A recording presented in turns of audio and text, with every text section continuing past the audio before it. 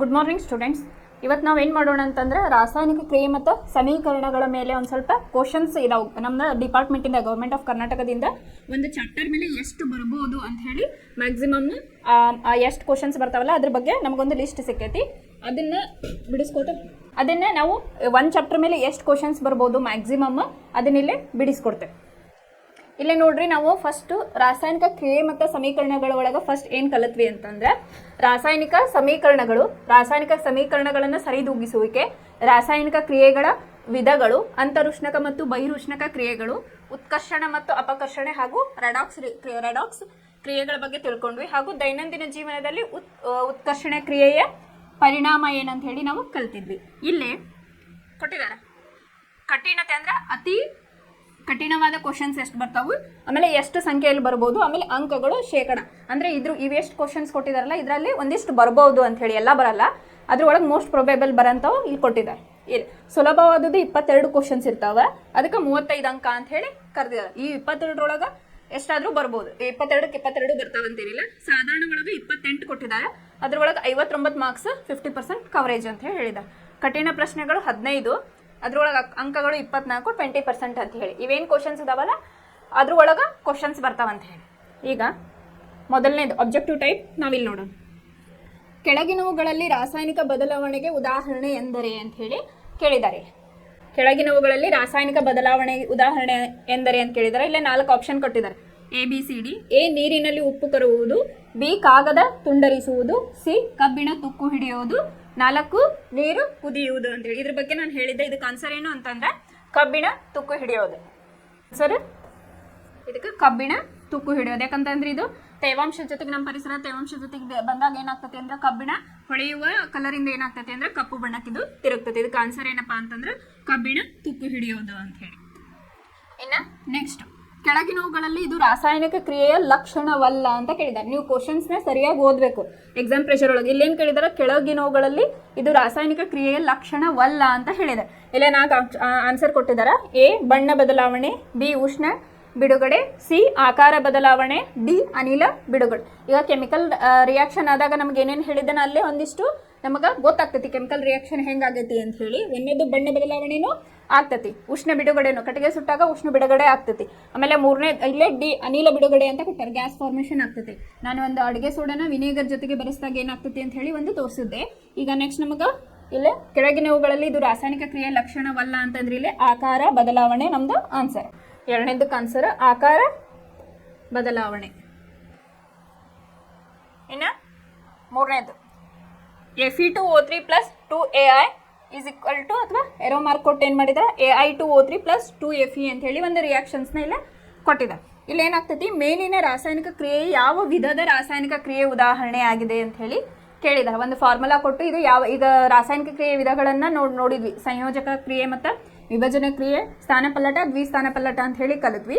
ಇಲ್ಲೊಂದು ಏನು ಮಾಡಿದ್ರು, ಫಾರ್ಮುಲಾ ಕೊಟ್ಟು ನಿಮಗೆ ಯಾವ ಇದಕ್ಕೆ ಒಂದು ಯಾವ ಕ್ರಿಯೆಯ ಉದಾಹರಣೆ ಅಂತ ಹೇಳಿ ಕೇಳಿದ್ದಾರೆ. ಇಲ್ಲೇ ನೋಡ್ರಿ, Fe2O3 + 2Ai ಇದು ರಾಸಾಯನಿಕ ಕ್ರಿಯೆ ಆದಾಗ Ai2O3 + 2Fe. ಇಲ್ಲೇನಾಗೈತಿ, Fe ಸ್ಥಾನ ಪಲ್ಲಟನೆ ಗೊಂಡೈತಿ. ಈಗ ಸಂಯೋಗ ಕ್ರಿಯೆ ಅಂತಂದ್ರೆ ಏನು, ಅಲ್ಲೇ 1 ಅಥವಾ 2 ಧಾತುಗಳು ಸೇರಿ ಒಂದೇ ಒಂದು ಉತ್ಪನ್ನವನ್ನ ಕೊಡ್ತಿತ್ತು, ಹೌದಿಲ್ಲ. ಇಲ್ಲೇ 2 ಪ್ರತಿವರ್ತಕಗಳದಾವ, ಹಂಗಾರ ಅದಲ್ಲ. ವಿಭಜನೆ ಒಳಗೆ ಏನಾಗ್ತೈತಿ, ನಮ್ದು ಪ್ರತಿವರ್ತಕ ಐತೈತಿ, ಉತ್ಪನ್ನ ಮಲ್ಟಿಪಲ್ ಇರ್ತೈತಿ. ಅಂದ್ರೆ ಇಲ್ಲಿ ಏನಾಗೈತಿಪ್ಪ ಅಂತಂದ್ರೆ 2 ಪ್ರತಿವರ್ತಕಗಳದು, ಇದು ವಿಭಜನೆ ಕ್ರಿಯೆನೂ ಅಲ್ಲ ಅಂತ ಹೇಳಿ ಗೊತ್ತಾಯ್ತು. ಇನ್ನು ಸ್ಥಾನ ಪಲ್ಲಟ ಕ್ರಿಯೆ ಬಗ್ಗೆ ಹೇಳಿದ್ವಿ. ಇಲ್ಲೇ ಐರನ್ ಐತಲ್ಲ, Fe ಇಲ್ಲಿ ಏನಾಗೈತಿ, ಸ್ಥಾನ ಪಲ್ಲಟನೆ ಗೊಂಡೈತಿ, ಹಾಗಾಗಿದ್ದು ಸ್ಥಾನ ಪಲ್ಲಟ ಕ್ರಿಯೆಗೆ ಉದಾಹರಣೆ. ಮೂರನೇದು ಸ್ಥಾನ ಪಲ್ಲಟ ಕ್ರಿಯೆ ಅಂತ ಹೇಳಿ ಹೇಳ್ಬೋದು.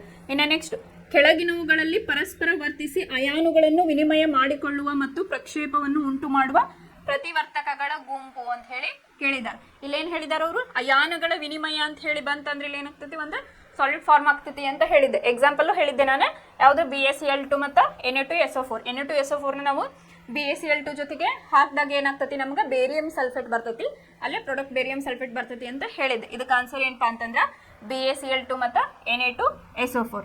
ಇನ್ನು 5ನೇ ಕ್ವಶನ್, ವಿದ್ಯುತ್ ವಿಭಜನೆಯಲ್ಲಿ ಹೈಡ್ರೋಜನ್ ಮತ್ತು ಆಕ್ಸಿಜನ್ ಅನಿಲಗಳು ಉಂಟಾಗುವ ಕ್ರಿಯೆ ಅಂತ ಹೇಳಿ ಕೇಳಿದ್ದಾರೆ. ವಿದ್ಯುತ್ ವಿಭಜನೆಯಲ್ಲಿ ಹೈಡ್ರೋಜನ್ ಮತ್ತು ಆಕ್ಸಿಜನ್ ಅನಿಲಗಳು ಉಂಟಾಗುವ ಕ್ರಿಯೆ. ಇಲ್ಲೇ ಎ ಸ್ಥಾನಪಲ್ಲಟ ಕ್ರಿಯೆ, ಬಿ ಬಹಿರುಷ್ಣಕ ಕ್ರಿಯೆ, ಸಿ ಅಂತರುಷ್ಣಕ ಕ್ರಿಯೆ ಮತ್ತು ರೆಡಾಕ್ಸ್ ಕ್ರಿಯೆ ಅಂತ ಹೇಳಿ ಹೇಳಿದ್ದಾರೆ. ಈಗ ನೆಕ್ಸ್ಟು ಅದಕ್ಕೆ ಆನ್ಸರ್ ಏನಪ್ಪ ಅಂತಂದ್ರೆ ಅಂತರುಷ್ಣಕ ಕ್ರಿಯೆ ಅಂತ ಹೇಳಿ ಆಗ್ತದೆ. ಇನ್ನು ನೆಕ್ಸ್ಟು ಪ್ರತಿವರ್ತಕಗಳು ತಮ್ಮ ಅಯಾನುಗಳನ್ನು ಪರಸ್ಪರ ಬದಲಾಯಿಸಿಕೊಂಡು ನಡೆಯುವ ರಾಸಾಯನಿಕ ಕ್ರಿಯೆ ಅಂತ ಹೇಳಿ ಹೇಳಿದ್ದಾರೆ. ಇಲ್ಲೇನಾಗ್ತದೆ, ಪ್ರತಿವರ್ತಕಗಳು ಮತ್ತು ಅಯಾನುಗಳನ್ನು ಪರಸ್ಪರ ಬದಲಾಯಿಸಿಕೊಂಡಾಗ ನಡೆಯುವ ಕ್ರಿಯೆ ಅಂತ ಹೇಳಿ ಹೇಳಿದ್ದಾರೆ. ಆನ್ಸರ್ ಏನಾಗ್ತದೆ ಇದಕ್ಕೆ? ಅದರದ್ದು ಇಲ್ಲಿ ಅಯಾನುಗಳ ವಿನಿಮಯ ಅಂತಂದ್ರೇನು, ಇಲ್ಲಿ ದ್ವಿಸ್ಥಾನಪಲ್ಲಟ ಕ್ರಿಯೆ ಅಂತ ಹೇಳಿ ಹೇಳ್ಬೋದು ನಾವು. ಇನ್ನು ನೆಕ್ಸ್ಟ್ 7ನೇ ಕ್ವಶನ್ ಏನಪ್ಪಾ ಅಂತಂದ್ರೆ, ಕಾಪರ್ ಆಕ್ಸೈಡ್ ಮತ್ತು ಹೈಡ್ರೋಜನ್ ರಿಯಾಕ್ಷನ್ ಆದಾಗ ಕಾಪರ್ ಆಕ್ಸೈಡ್ ಮತ್ತು ಹೈಡ್ರೋಜನ್ ಇಲ್ಲೇನ್ ಬಂತು, ಕಾಪರ್ ಮತ್ತು ವಾಟರ್ ಈ ಕ್ರಿಯೆಯಲ್ಲಿ ಕ್ರಮವಾಗಿ ಉತ್ಕರ್ಷಣೆ ಮತ್ತು ಅಪಕರ್ಷಣೆಗೆ ಒಳಗಾದ ಪ್ರತಿವರ್ತಕಗಳು ಅಂತ ಹೇಳಿದ್ದಾರೆ. ಎಷ್ಟನೇದಿದೆ? 7ನೇದು. ಆನ್ಸರ್ ಏನಾಗ್ತದೆ ಇಲ್ಲಿ? H2 ಮತ್ತು CuO. B answer. ಇಲ್ಲೇನಾಗ್ತತಿ, ಉತ್ಕರ್ಷಣೆ ಮತ್ತು ಅಪಕರ್ಷಣೆಗೊಳಗಾಗಿದ್ದು ಅಂತ ಕೇಳಿದ. ಹಾಗಾಗಿದ ಆನ್ಸರ್ ಬಿ, H2 ಮತ್ತು ಕಾಪರ್ ಆಕ್ಸೈಡ್ ಅಂತ ಹೇಳಿ ಆಗ್ತತಿ. 8ನೇದು, ಬೆಳ್ಳಿಯ ಕ್ಲೋರೈಡ್ ಅನ್ನು ಸೂರ್ಯನ ಬೆಳಕಿನಲ್ಲಿ ತೆರೆದಿಟ್ಟಾಗ ಬೂದು ಬಣ್ಣಕ್ಕೆ ತಿರುಗುತ್ತದೆ ಅಂತ ಹೇಳಿ ಹೇಳಿದ್ದಾರೆ. ಈ ಸಿಲ್ವರ್ದು ನಾನು ಗುಣಗಳನ್ನು ಹೇಳಿದೆ. ಇದು ನೀವು ಜಸ್ಟ್ ಸಿಲ್ವರ್ ಕ್ಲೋರೈಡ್ ಅನ್ನು ತಗೊಂಡು ಏನು ಮಾಡ್ಬೇಕು, ಪೌಡರನ್ನು ಬಿಸಿಲಿಗೆ ಇಟ್ಟಾಗ ಏನಾಗ್ತತಿ, ಕಂದು ಬಣ್ಣಕ್ಕೆ ತಿರುಗುತ್ತದೆ. ಇದನ್ನ ನಾವು ಪ್ರಾಕ್ಟಿಕಲಿ ನಿಮಗೆ ತೋರಿಸಿದ್ವಿ. ಅದಕ್ಕೆ ಆನ್ಸರ್ ಏನಪ್ಪಾ ಅಂತಂದ್ರೆ ಏನಾಗ್ತದೆ ಅಂದಿದ್ವಿ, ಬೆಳ್ಳಿಯಲ್ಲೇ ಉಂಟಾಗ್ತದೆ ಅಂತ ಹೇಳಿದ್ವಿ. ಹಾಗಾಗಿದ್ದು ಬೆಳ್ಳಿಯ ಕ್ಲೋರೈಡ್ ಮತ್ತು ವಿಭಜನೆಗೊಂಡು ಬೆಳ್ಳಿ ಉಂಟಾಗುತ್ತದೆ ಅಂತ ಹೇಳಿ ಮಾರ್ಕ್ ಮಾಡಬೇಕು.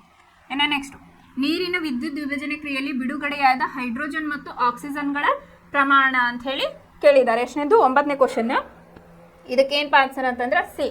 ಇದು ವಿದ್ಯುತ್ ವಿಭಜನೆ ವಾಟರ್ ಎಲೆಕ್ಟ್ರೋಲೈಸಿಸ್ ಅಂತ ಹೇಳಿ ತೋರಿಸಿದ್ದೆ ನಾನು, ಅಲ್ಲಿ ಯಾವ ಥರ ಆಗ್ತತಿ ಅಂತ ಹೇಳಿ. ಅವಾಗ ಏನಾಗ್ತದಪ್ಪ ಅಂದ್ರೆ ಹೈಡ್ರೋಜನ್ ಮತ್ತು ಆಕ್ಸಿಜನ್ ಅನಿಲಗಳು ಬಿಡುಗಡೆ ಆಗ್ತಾವ ಅಂತ ಹೇಳಿದ್ದೆ. ಅದಕ್ಕೇನು ಹೇಳ್ಯಾರ, ಅನುಪಾತವನ್ನು ಅನಿಲಗಳ ಪ್ರಮಾಣ ಅಂತ ಹೇಳಿ. ಇಲ್ಲ ಹೈಡ್ರೋಜನ್ 2% ಮತ್ತು 2:1 ಅಂತ ಹೇಳಿ ಕೊಟ್ಟಿದ್ದ. ಇದಕ್ಕೆ ಆನ್ಸರ್. ಇನ್ನು ನೆಕ್ಸ್ಟು, ಸಸ್ಯಜನ್ಯ ದ್ರವ್ಯಗಳ ವಿಘಟನೆಯಿಂದ ಕಾಂಪೋಸ್ಟ್ ಉಂಟಾಗುವುದು ಈ ಕ್ರಿಯೆಗೆ ಉದಾಹರಣೆಯಾಗಿದೆ ಅಂತ ಹೇಳಿ 4 ನಿಮ್ಗೆ ಕ್ವಶನ್ಸ್ ಕೊಟ್ಟಿದ್ದಾರೆ. ಇಲ್ಲಿ ಅಪಕರ್ಷಣ ಕ್ರಿಯೆ, ಬಹಿರುಷ್ಣಕ ಕ್ರಿಯೆ, ಅಂತರುಷ್ಣಕ ಕ್ರಿಯೆ ಮತ್ತು ರೆಡಾಕ್ಸ್ ಕ್ರಿಯೆ ಅಂತ ಹೇಳಿ ಕೊಟ್ಟಿದ್ದಾರೆ. ಯಾವ್ದಾಗ್ತತಿ ಇದಕ್ಕೆ? ಬಹಿರುಷ್ಣಕ ಕ್ರಿಯೆ ಆಗ್ತತಿ. ಇಲ್ಲೇ ಯಾಕೆ ಹೇಳ್ರಿ ನೋಡೋಣ. ಇಲ್ಲಿ ಸಸ್ಯಜನ್ಯ ಅಥವಾ ಇದು ಕಾಂಪೋಸ್ಟ್ ಅಂತ ಹೇಳ ಗೊಬ್ಬರ, ಅದ್ರ ಬಗ್ಗೆ ಹೇಳಿದ್ದಾರೆ. ಸಸ್ಯಜನ್ಯ ದ್ರವ್ಯಗಳ ವಿಘಟನೆಯಿಂದ ಕಾಂಪೋಸ್ಟ್ ಉಂಟಾಗುವುದು ಈ ಕ್ರಿಯೆಗೆ ಉದಾಹರಣೆ ಅಂದ್ರಪ್ಪ ಇಲ್ಲೇ ಬಹಿರುಷ್ಣಕ ಕ್ರಿಯೆ ಅಂತ ಹೇಳಿ ನೀವು ಮಾರ್ಕ್ ಮಾಡಬೇಕು. ಇನ್ನು ನೀರಿನ ವಿದ್ಯುತ್ ವಿಭಜನೆ ಕ್ರಿಯೆಯಲ್ಲಿ ಕ್ಯಾಥೋಡ್ನಲ್ಲಿ ಬಿಡುಗಡೆಯಾಗುವ ಅನಿಲ ಅಂತ ಹೇಳಿ ಕೇಳಿದ್ದಾರೆ. ಯಾವ್ದಾಗ್ತತಿ? ಎಲೆಕ್ಟ್ರೋಲೈಸಿಸ್ ಒಳಗ ಹೈಡ್ರೋಜನ್ ಅನಿಲ ಇಲ್ಲೇ ಫಾರ್ಮ್ ಆಗ್ತತಿ ಅಂತ ಹೇಳಿ ಬರಿಬೇಕು. ಇನ್ನು ಕೆಳಗಿನವುಗಳಲ್ಲಿ ರಾಸಾಯನಿಕ ಕ್ರಿಯೆ ಜರುಗುವ ಸಮೀಕರಣವನ್ನು ಗುರುತಿಸಿ. ಅಂದ್ರೆ ರಾಸಾಯನಿಕ ಕ್ರಿಯೆ ಜರುಗುವಂತ ಕ್ರಿಯೆ ಯಾವುದು ಅಂತ ಹೇಳಿ ಇಲ್ಲೇ ಕೇಳಿದ್ದಾರೆ. ಇಲ್ಲೇ ನೋಡ್ರಿ, FeSO4 plus Pb, PbSO4 plus Fe ಅಂತ ಹೇಳಿ ಕೊಟ್ಟಿದ್ದಾರೆ. ZnSO4 ಪ್ಲಸ್ Fe, ಇಲ್ಲೇ ಪ್ರಾಡಕ್ಟ್ FeSO4 ಮತ್ತು ಜಿಂಕ್ ಆಯ್ತು. ಇಲ್ಲಿ 2AgNO3 plus copper, CuNO3 twice plus 2Ag, ಇಲ್ಲಿ PbCl2 plus CuCl2 plus Pb. ಇದನ್ನ ನಿಮಗೆ ತೋರಿಸಿದೆ ಯೂಟ್ಯೂಬ್ನಾಗ ಯಾವ ರೀತಿ ಆಗ್ತೈತೆ ಅಂತ ಹೇಳಿ. ಇದಕ್ಕೆ ಆನ್ಸರ್ ಯಾವುದಪ್ಪ ಅಂತಂದ್ರೆ ಇದು ಸಿ, 2AgNO3 ಪ್ಲಸ್ ಕಾಪರ್. ರಾಸಾಯನಿಕ ಕ್ರಿಯೆ ಜರುಗುವ ಸಮೀಕರಣವನ್ನು ಅಂತ ಕೇಳಿದಾಗ ನೀವು ಸಿ ಆನ್ಸರನ್ನು ಹಾಕಬೇಕಿಲ್ಲ. ಇನ್ನು ಕಬ್ಬಿಣದ ಚೂರುಗಳಿಗೆ ಸಾರರಿಕ್ತಿಕ ಹೈಡ್ರೋಕ್ಲೋರಿಕ್ ಆಮ್ಲವನ್ನು ಸೇರಿದಾಗ ಅಂತ ಹೇಳಿ ಕೇಳಿದ್ದಾರೆ. 13 ಇಲ್ಲಿ ಕಬ್ಬಿಣ Fe ತಗೊಂಡಾಗ ಏನು ಮಾಡ್ಯಾರ, ಇಲ್ಲಿ ಸಾರರಿಕ್ತ ಹೈಡ್ರೋಕ್ಲೋರಿಕ್ ಅಥವಾ ಕಾನ್ಸಂಟ್ರೇಟೆಡ್ ಸಲ್ಫ್ಯೂರಿಕ್ ಆಸಿಡ್ ಅನ್ನ ಹಾಕಿದಾಗ ಏನಾಗ್ತತಿ ಅಂತ ಹೇಳಿ ಇಲ್ಲಿ ಕೇಳಿದ್ದಾರೆ ಕಬ್ಬಿಣವನ್ನು. ಅವಾಗ ಏನಾಗ್ತತಿ ಅಂದ್ರೆ ಹೈಡ್ರೋಜನ್ ಅನಿಲ ಬಿಡುಗಡೆ ಆಗ್ತತಿ ಮತ್ತು ಕಬ್ಬಿಣದ ಕ್ಲೋರೈಡ್ ಇಲ್ಲೇ ಫಾರ್ಮ್ ಆಗ್ತತಿ ಅಂತ ಹೇಳಿ ಬರಿಬೇಕು. ಇಲ್ಲ ಆನ್ಸರ್ ಎ ಆಗ್ತತಿ. ಇನ್ನು ಇಲ್ಲೇ 14ನೇ ಕ್ವಶನ್ ನೋಡ್ರಿ, ತಾಮ್ರದ ಸಲ್ಫೇಟ್ನಿಂದ ತಾಮ್ರವನ್ನು ಸ್ಥಾನಪಲ್ಲಟಿಸುವ ಲೋಹ ಅಂತ ಹೇಳಿದ್ದಾರೆ. ಇಲ್ಲೇ ನೀವು ಕ್ವಶನ್ಸ್ ಅರ್ಥ ಮಾಡ್ಕೊಡ್ರಿ. ತಾಮ್ರದ ಸಲ್ಫೇಟ್ನಿಂದ ತಾಮ್ರವನ್ನು ಸ್ಥಾನಪಲ್ಲಟಿಸುವ ಲೋಹ ಅಂದ್ರೆ ಯಾವ್ದಾಗ್ತದೆ? ಇಲ್ಲೇ ಕಬ್ಬಿಣ. ಇದೊಂದು ಎಕ್ಸಾಂಪಲ್ ನೋಡಿದ್ವಿ ನಾವು. ಕಾಪರ್, ಇದು ಐರನ್ ಅನ್ನ ಅಥವಾ ಕಬ್ಬಿಣವನ್ನ ಕಾಪರ್ ಸಲ್ಫೇಟ್ನಾಗ ಇಟ್ಟಾಗ ಏನಾಗ್ತತಿ, ಕಾಪರ್ ಇಲ್ಲೇ ಸ್ಥಾನಪಲ್ಲಟನಗೊಳ್ತೈತಿ. ಸ್ಥಾನಪಲ್ಲಟಗೊಳಿಸಿದವರು ಯಾರು? ಐರನ್ ಅಥವಾ ಕಬ್ಬಿಣ ಅಂತೇಳಿ. ಹಾಗಾಗಿ ಇದಕ್ಕೆ ಆನ್ಸರ್ ಏನಾಗ್ತದಪ್ಪ ಅಂತಂದ್ರೆ ಕಬ್ಬಿಣ ಆಗ್ತತಿ. ಕಬ್ಬಿಣ ಆನ್ಸರ್.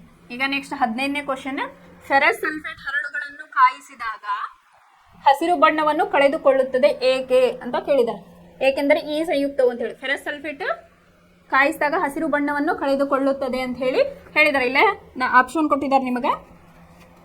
ಇಲ್ಲಿ ಒಂದನೇದು ಸರಳ ಸಂಯುಕ್ತಗಳಾಗಿ ವಿಭಜನೆ ಹೊಂದುತ್ತದೆ, ನೀರಿನ ಅಣುಗಳನ್ನು ಕಳೆದುಕೊಳ್ಳುತ್ತದೆ, ಸಲ್ಫರ್ ಡೈಆಕ್ಸೈಡ್ ಅನಿಲವನ್ನು ಉಂಟು ಮಾಡುತ್ತದೆ. 4ನೇದು ಕಂದು ಬಣ್ಣದ ಧೂಮವನ್ನು ಉತ್ಪತ್ತಿ ಮಾಡುತ್ತದೆ ಅಂತ ಹೇಳಿ. ಇದಕ್ಕೆ ಆನ್ಸರ್ ಏನು? ನೀರಿನ ಅಣುಗಳನ್ನು ಇದು ಕಳೆದುಕೊಳ್ಳುತ್ತದೆ ಅಂತ ಹೇಳಿ ಬರಿಬೇಕು.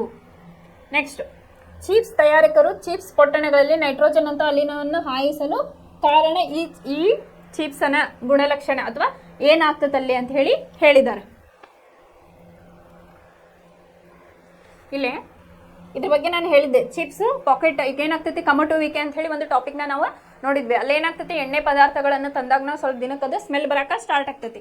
ಆಮೇಲೆ ಚಿಪ್ಸ್ ತಯಾರಕರು ಏನು ಮಾಡ್ತಾರ, ಅದು ಸ್ಮೆಲ್ ಬರಬಾರ್ದು, ಭಾಳ ದಿನ ಬರ್ಬೇಕಂತ ಹೇಳಿ ಏನು ಮಾಡ್ತಾರ ಅಂತಂದ್ರೆ ಇಲ್ಲೇ ನೈಟ್ರೋಜನ್ ಅಂತ ಅನಿಲವನ್ನ ಇಲ್ಲೇ ಹಾಕ್ತಾರ. ಅದು ಎದಕ್ಕಪ್ಪ ಅಂತಂದ್ರೆ ಇಲ್ಲಿ ಉತ್ಕರ್ಷಣೆಯನ್ನ ತಡೆಗಟ್ಟಲು ಅಂತ ಹೇಳಿ ನೀವು ಆನ್ಸರ್ ಅನ್ನ ಮಾಡಬೇಕು. ಇದು ಕ್ವಶನ್ಸ್ ನೋಡ್ರಿ, ಕೆಲವೊಂದಿಷ್ಟು ನಿಮಗೆ ಯಾವ ಇಯರ್ನೇ ಕೇಳ್ಯಾರ ಅಂತ ಹೇಳಿದಾರೆ. ಇದನ್ನ ಇಲ್ಲೇ ಜೂನ್ 2023 ಒಳಗ ಕೇಳಿದಾರ. ಈ ತರ ಇಯರ್ ವೈಸ್ ಇದು ಕ್ವಶನ್ಸ್ ಇದಾವೆ. ಇವನ್ನ ಪ್ರಾಕ್ಟೀಸ್ ಮಾಡ್ದಂಗೆ ನಿಮ್ಗೆ ಈಸಿ ಆಗ್ತಾ ಹೋಗ್ತೈತಿ. ಇನ್ನು ಈ ಕೆಳಗಿನ ಪ್ರಶ್ನೆಗಳಿಗೆ ಉತ್ತರಿಸಿ 1 ಅಂಕದ ಪ್ರಶ್ನೆಗಳು ಅಂತ ಹೇಳಿದ್ದಾರೆ. ಇಲ್ಲಿ ಏನು 1 ಅಂಕದ ಪ್ರಶ್ನೆಗಳಿವು. ಇಷ್ಟೊತ್ತನ ಏನು ನೋಡಿದ್ರೆ ಮಲ್ಟಿಪಲ್ ಚಾಯ್ಸ್ ಕ್ವಶನ್ಸ್ ನೋಡಿದ್ವಿ. ಇಲ್ಲಿ ಯಾವ ಬರ್ಬೋದಪ್ಪ ನಿಮಗೆ ಒಂದು ವಾಕ್ಯದಲ್ಲಿ ಅಂತ ಹೇಳಿ ನೋಡು. 1ನೇದು ರಾಸಾಯನಿಕ ಕ್ರಿಯೆ ಎಂದರೇನು ಅಂತ ಹೇಳಿ ಹೇಳಿದ್ದಾರೆ. ರಾಸಾಯನಿಕ ಕ್ರಿಯೆ ಅಂದ್ರೆ ಏನಿಲ್ಲ, ಇಲ್ಲೇ 1 ಅಥವಾ ಹೆಚ್ಚು ಧಾತುಗಳು ಸೇರಿ ಏನಾಗ್ತದಪ್ಪ ಅಂತಂದ್ರೆ ಇಲ್ಲೇ ಉತ್ಪನ್ನಗಳು ರೆಡಿ ಆಗ್ತಾವ. ಆ ಉತ್ಪನ್ನ ಏನಾಗಿರ್ತದಪ್ಪ ಅಂತಂದ್ರೆ ಅದ್ರದ್ದು ರಾಸಾಯನಿಕ ಮತ್ತು ಭೌತಿಕ ಗುಣಗಳು ಚೇಂಜ್ ಇರ್ತಾವೆ. ಅದೇನಾಗಿರ್ತೈತಿ ರಿಯಾಕ್ಷನ್ ಆಗ ಅದ್ರದ್ದು ಒಂದು ಚೇಂಜ್, ರಾಸಾಯನಿಕ ಮತ್ತು ಭೌತಿಕ ಗುಣಗಳು ಚೇಂಜ್ ಆಗ್ತಾವು.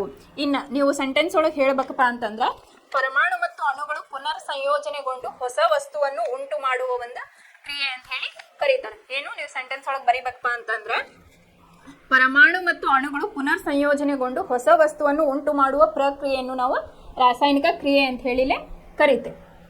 ಇನ್ನು 2ನೇದು ರಾಸಾಯನಿಕ ಸಮೀಕರಣ ಎಂದರೇನು ಅಂತ ಹೇಳಿ ಹೇಳಿದ. ರಾಸಾಯನಿಕ ಸಮೀಕರಣ ಅಂದ್ರೆ ಏನು ಅಂತಂದ್ರೆ ಈ ಸೂತ್ರಗಳೇನಿರ್ತಾವಲ್ಲ ಅದನ್ನ ಸಮೀಕರಣಗಳ ಮೂಲಕ ನಾವು ಬರಿತೇವೆ. ಫಾರ್ ಎಕ್ಸಾಂಪಲ್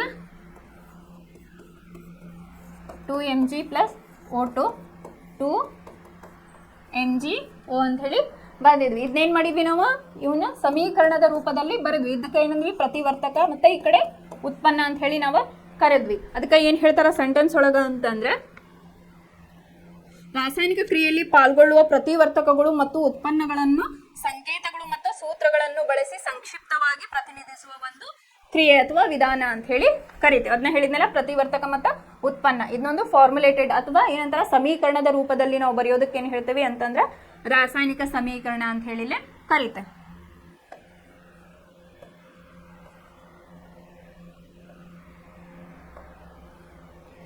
ನೆಕ್ಸ್ಟ್, ಮ್ಯಾಗ್ನೀಷಿಯಂ ಪಟ್ಟಿಯನ್ನು ಗಾಳಿಯಲ್ಲಿ ಉರಿಸುವ ಮೊದಲು ಮರಳು ಕಾಗದಿಂದ ಸ್ವಚ್ಛಗೊಳಿಸುವುದು ಏಕೆ ಅಂತ ಹೇಳಿ ಇದ್ರ ಬಗ್ಗೆ ನಾನು ನಿಮಗೆ ಕ್ವಶನ್ಸ್ ಕೇಳಿದ್ದೆ. ಇಲ್ಲಿ